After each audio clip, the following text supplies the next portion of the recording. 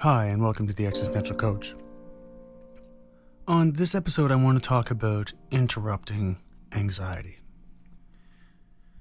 Anxiety is a theme we've talked about on this podcast at other times, and it's certainly a theme that's come up in various different podcasts indirectly. And the experience of anxiety and being overwhelmed, and hence feeling anxious, is something that is so ubiquitous in our day-to-day lives. We are managing a lot, or trying to manage a lot. We are dealing with a lot, or trying to deal with a lot. And we are coping the best we can.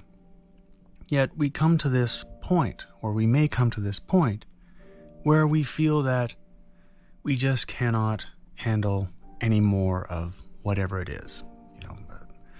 Something going on in a relationship, something going on at work.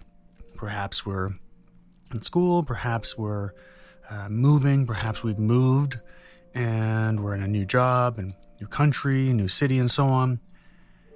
And the number of things that we are trying to deal with has crossed a threshold. And so we have this visceral response, this experience of anxiousness, this experience of anxiety. And that may manifest or present itself in different ways. So, for example, we may push back or lash out or in whatever way activate. So we yell back at a person, or we scream at a person in traffic, or we do whatever it is that is an activated response. So this is a mobilization response. Another option, another way that we react or may react is what's referred to as an immobilization response, which is commonly referred to as freeze or flop or fawn, for example. And these are responses to experiencing an oversaturation, an experience of an anxiety attack, if you will, where we cannot withstand the amount that we have to endure, so we therefore shut down. And it's common. We've talked a lot about this in the past, and in pop culture, and I think in the day-to-day conversations people have about, for example, attachment and the quality of relationships. The themes of fight, flight, and freeze come up quite often. Less common is hearing things like flop, fawn, frenzied, but they all relate to an impulsive reaction, or I should say a reaction to an impulse that is trying to in some way protect us.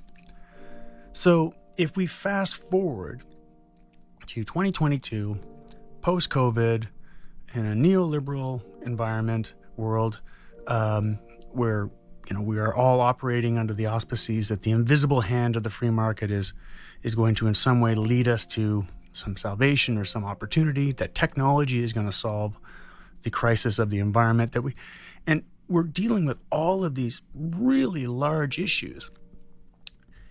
Then, underneath that, we're trying to date, we're trying to move up in our career or move to a different career. We're trying to have better conversations or meaningful conversations with family, with friends. We are engaging our lives on macro and micro levels constantly, all the time. And within those relationships, you can imagine, and you've experienced, how the number of things that can be overwhelming, that we can feel as being overwhelming, add up in such a way and to such an extent that to have a response, to have this mobility response or this immobility response, is an activation of a fundamental aspect of our being, which is to say, we are responding to the danger we are experiencing in our lives in these earlier developmental models of our existence. So let's just take a look at freeze, for example, to get a bit of an image of what that is. The classic example is the cat and the mouse. The mouse is aware of the cat and aware that the movement draws attention to itself. Hence, the cat will become interested. So the mouse plays dead. Similarly, in an activation response, a cat might, and I had cats before, so might activate and attack the other cat or pounce on the other cat. And the one cat is thinking about this in terms of play, and the other cat perceives this as danger. So what's important is within these dynamic exchanges, there are interpretations going on. And animals tend to signal in some way if their interpretation was meant as play versus it was meant as attack. This is significant because if we have an embodied response to an experience of being and feeling overwhelmed, and there is no signal to let us know that it is not an actual danger that we are experiencing, then as far as our body is concerned, the situation is dangerous and requires a shutdown response, hence immobility, or a mobility response like fight or flight. When somebody is having an attack of anxiety, what are we talking about? We're talking about this overwhelming feeling, an experience that cannot be contained. And the question then becomes, how do we manage or interrupt this response, this impulsive response, to try and get some sense of order, some sense of solace, some sense of calm in our lives? So this is where I want to talk about anxiety and then parse apart anxiety a little bit. Because what I want to suggest is we talk about anxiety and we're actually combining the experience of being anxious with the thing that we're anxious about, and we're making them one thing. So we'll say, my anxiety is about being alone. My anxiety is about not being heard. My anxiety is, and so on and so forth. The anxiety is as we discussed, this developmental response to danger. The thing that it's about is actually distinct from the anxiety. The anxiety is responding to it saying, I physically feel like this is a dangerous situation, so we will go to mobility or immobility. But it is not predicated upon the specific thing in and of itself. So, you probably heard that there's this idea that there's good anxiety and there's bad anxiety. Now, you'll also know if you listen to the podcast, I'm not a big fan of binaries, but I think it does make the point that I would say it's not so much that there's good anxiety and it's bad anxiety, or there is bad anxiety, as there is anxiety, the experience, and anxiety, the thing associated with the experience. Anxiety itself is a natural response to an environmental situation. If I don't freeze in a situation, that means I could be in danger or further danger. Things could be worse if I do not freeze. Similarly, if I don't fight back or flee or flop, fawn, and so on. So these are evolutionary responses that increase my chance of survival. It's not a guarantee, nothing is a guarantee, but it increases my chance for survival. But is that appropriate in a conversation with somebody or in driving a car? For example, freaking out in a car when somebody pulls in front of you, does that add to the chance that there'll be more danger? Or does it pull away from the chance? In other words, is there more likelihood of an accident in a situation involving road rage or less? The answer, of course, is more. Now, from an evolutionary standpoint, that is, from this idea that we have to fight back, if we are genuinely in danger, it's better to fight. But if somebody pulls in front of us, nothing happens, we're just upset, and then we engage in a situation that causes an accident, or we live in a state where our cortisol levels are really high, so we're constantly anxious, so we have heart conditions and all of these kinds of things, then we are actually creating a crisis out of anxiety that is not specific unto anxiety. Why? Again, going back to the animals playing, to cats playing, the signal to the other cat that, oops, my bad, we're playing, or the dogs or whomever, is what we're missing. right? In the road rage situation, the signal of, oh, I made a mistake, and then being able to let it go, like that, is the single defining factor that we are trying to get in touch with when we start to think about interrupting anxiety. So, what are we holding on to, and why are we holding on to it? When I talk with people, there's a sense that I should let it go. I should find serenity and peace and all of these different things. And they might talk about meditation or relaxation exercises or breathing exercises. Maybe they'll talk about yoga or yin yoga or whatever it is. And they'll say, well, I'm just not good at that. I'm just not good at relaxing. I'm just not good at, watching my thoughts and detaching from my thoughts. And there's a sense of shame or even guilt that can emerge because there is this feeling, well, I'm supposed to be good at these things because other people say they are. Well, let's back up a little bit here. Like I was saying with, my cats or dogs and so on, is we don't have the signal, or if we don't have the signal that lets us know that it isn't dangerous play, and then we try and meditate to essentially eradicate our anxiety. Have we acknowledged that we are out of the anxiety-provoking situation? In other words, do we actually feel we're out of danger? Well, we can check in with ourselves. If our body is still activated, if we're still thinking, I got to watch out for my thoughts, or I can't get rid of my thoughts, I need my thoughts. What are you talking about, get rid of my thoughts? Well, it's my fault. The answer is no. Spoiler alert, I guess you say that first, but spoiler alert, the answer is no. If we're in this amplified state where the voices are kind of churning like an auctioneer, no, we're clearly not out of that anxious state. When the voice settles, when the voice calms, it's receding to a place where it doesn't feel like it needs to protect you. And this is a key distinction, which is why the idea of good anxiety and bad anxiety, although it does serve a certain illustrative means to talk about and identify that maybe there's more than just bad anxiety. If we can build upon the idea of good and bad anxiety and say, anxiety is coming from something, and that something is trying to do the best it can. So, let's go back to the road rage thing. Somebody cuts me off. Now, this is all the more funny because I actually don't drive a car. So, but let's pretend I know how to drive, and let's pretend I'm driving, and let's pretend I cut somebody off, which is not entirely surprising because I don't know how to drive. That person freaks out.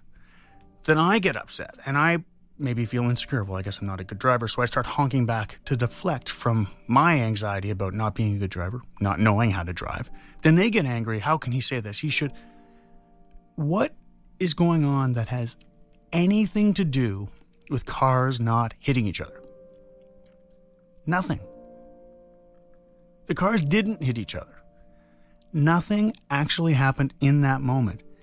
Everything that is happening is now being created to defend ourselves, right? To defend the way in which we understand ourselves, which is, I'm in danger. We couldn't click out of that situation. We couldn't click into this understanding that we've experienced this traumatic event, but it's actually okay. We still think it's not okay. And now we are magnifying and producing and carrying and amplifying and doing all of these different things, continuing, expanding, and so on, this instantaneous event into something much bigger. Because that defender part, and this is where we get into the idea of anxiety is trying to protect us, jumps out and says, I'm going to take care of you. And we haven't been able to say, you don't need to. Thank you. We're good. Here's another example. It's a parenting example. Again, I don't have kids, so here I'm full of examples that have really nothing to do with my life, but here we go. The parent sees their kid trip or stumble or something happens. And the parent reacts by panicking. Oh, you shouldn't do that. You should have known that. You should have watched out where you were going. You should have done this. You should have done that. The parent's voice is trying to quote unquote help, but the parent isn't able to see that the child is okay. The child has done something that all children do, In other words, there is no space between the parent's reaction to, I need to protect that child, and if I don't, I'm a bad parent, or I didn't do my job, or whatever it is that they're thinking. I'm, in other words, out of control, right? I'm now in this realm of uncertainty where this kid is just banging into things, and, that says something about me. It really doesn't. Because all that actually happened was the kid fell. And the kid's okay. That's the beginning and the end of the story. Everything else is kind of a melodrama that is created and perpetuated. So when we talk about interrupting anxiety, the distinction I want to make here is we're not talking about stopping the impulse, right? We're not talking about getting rid of or eradicating anxiety. We're talking about understanding that the constructed drama that is made and perpetuated, that's what we're interrupting. So just to be clear, I'll go back to the car example and I'll go back to the kid example. I'm driving, I cut somebody off, they honk at me, and I realize I cut them off. So what do?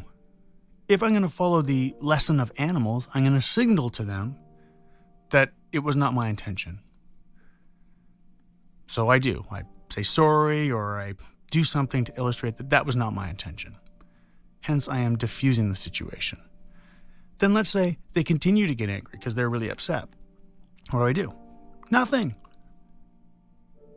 Their melodrama is not my problem, right? I can't address the anxiety that they're feeling that they haven't interrupted. All I can do is interrupt my anxiety. So if my criteria for everything to be okay is for the entire planet Earth to be fine with everything, it's just simply too high a bar to obtain. All I can do is acknowledge that that wasn't my intention. Let's say at the stoplight, they stop and they get out of the car and they come up to me and bang on my window. I will, of course, be a little shocked and say, hey, I really didn't mean to. That wasn't my intention. I'm sorry, man, or woman, person, human. I'm sorry. This was not what I was trying to do. Well, you should have done this. You should have done that. And I can say, yeah, I will next time. Or yeah, I'll think about this. I'm glad we're okay. And they can keep on doing whatever they're going to do because they can't get out of the drama. But just because they can't get out of it doesn't mean I have to buy into it.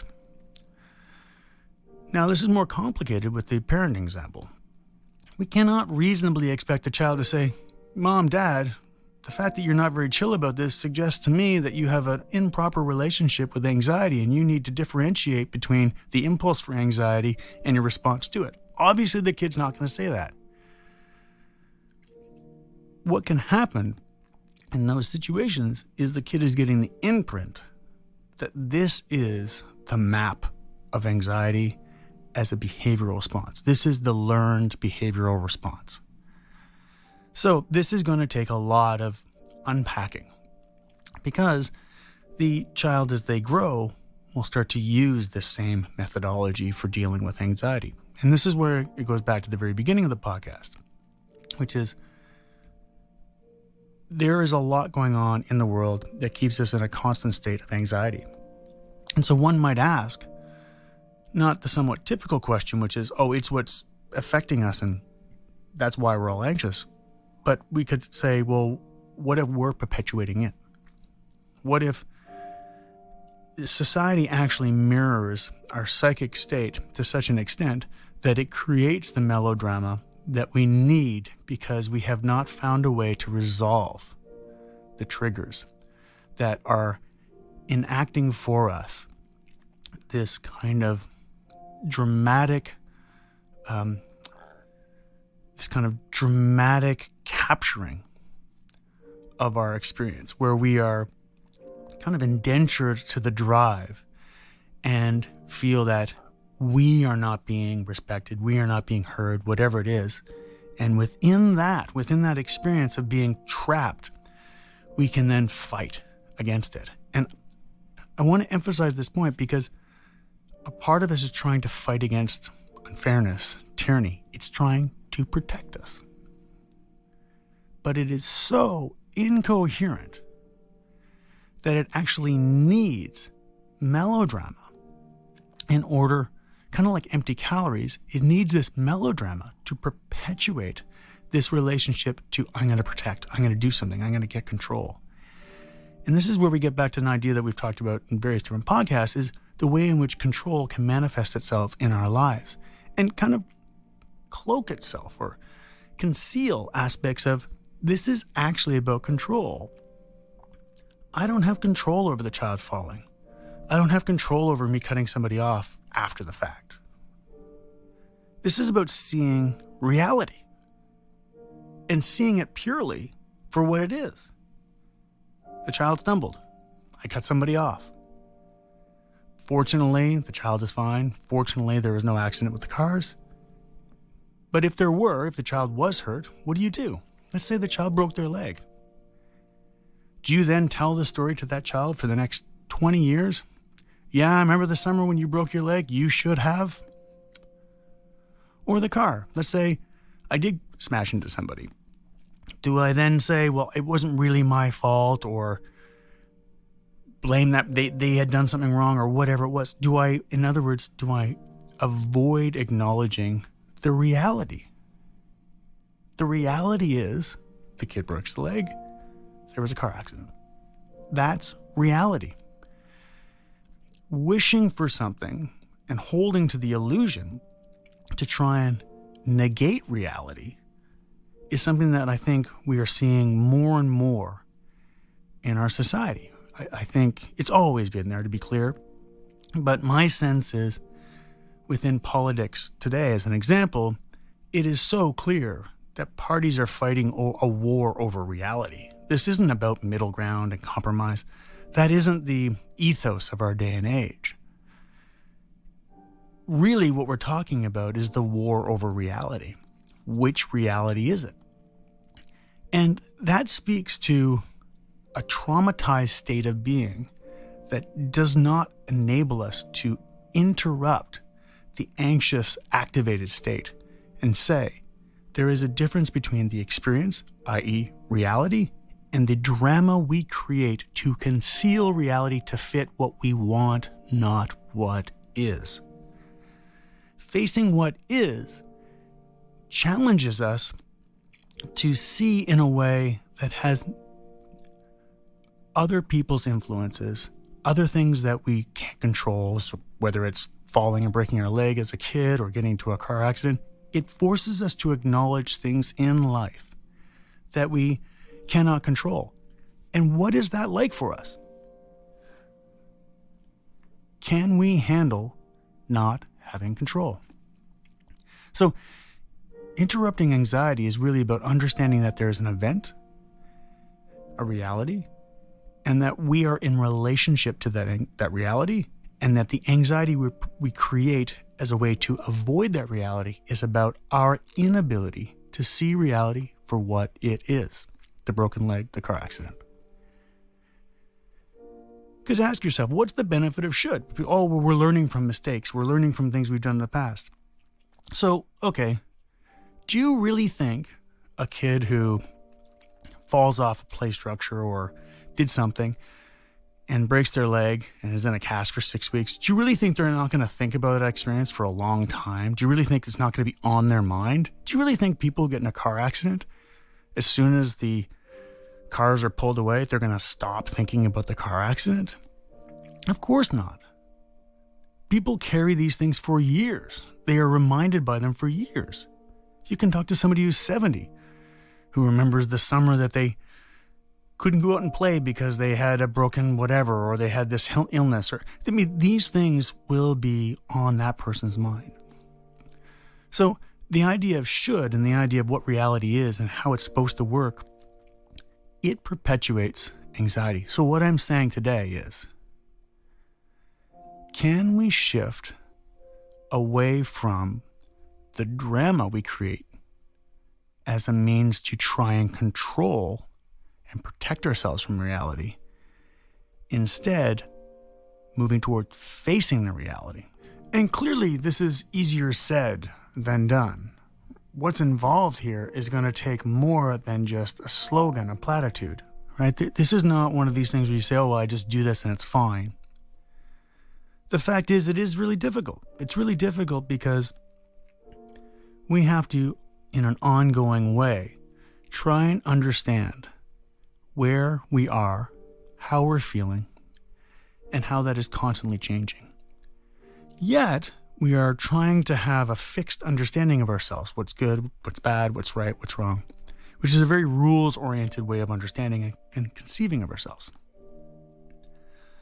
But life is an ongoing, the only constant in life is that it's not constant, right? Change is the only unchangeable thing.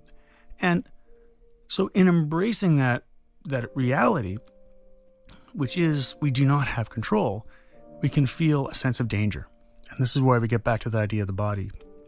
So when we feel the sense of danger based upon a change happening, whatever it is, can we interrupt that?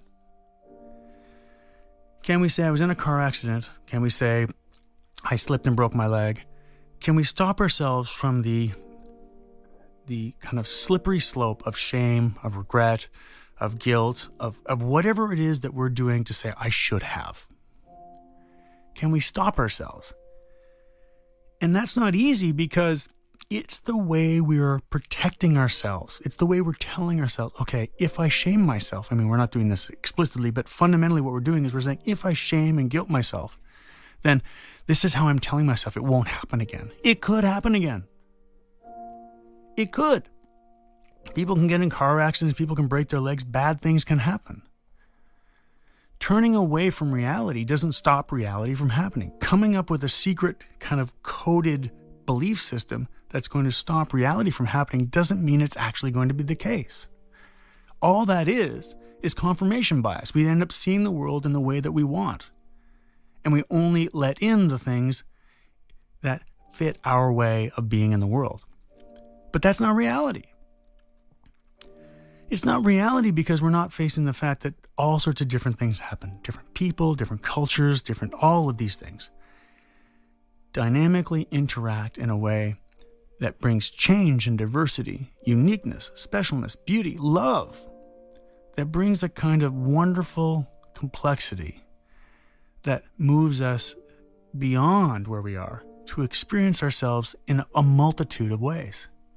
And so in order to be free, we must accept and see who we are, where we are, which is to see reality and not become lost in the clouds of the melodrama.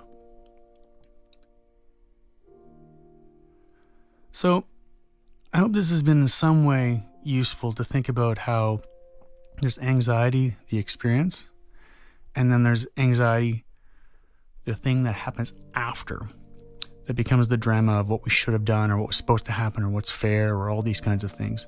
And so building upon the idea of good anxiety and bad anxiety, we have the reality of anxiety and then the drama or the fiction of anxiety that we need to have because it's what we're using to defend ourselves against it happening again. But it doesn't work.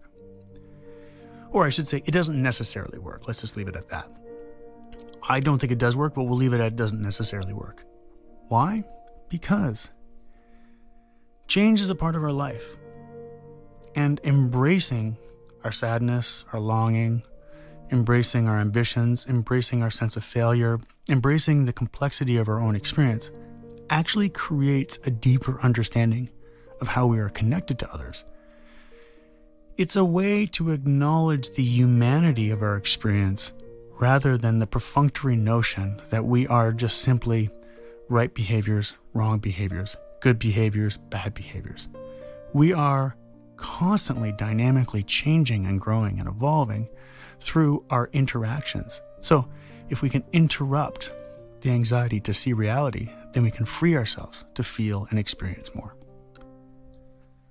So thanks a lot. And as always, you can find me at JordanO'Connor.com and you can reach out, send me an email, and you can also find other podcasts. There's a podcast app. Okay, thanks a lot and bye for now.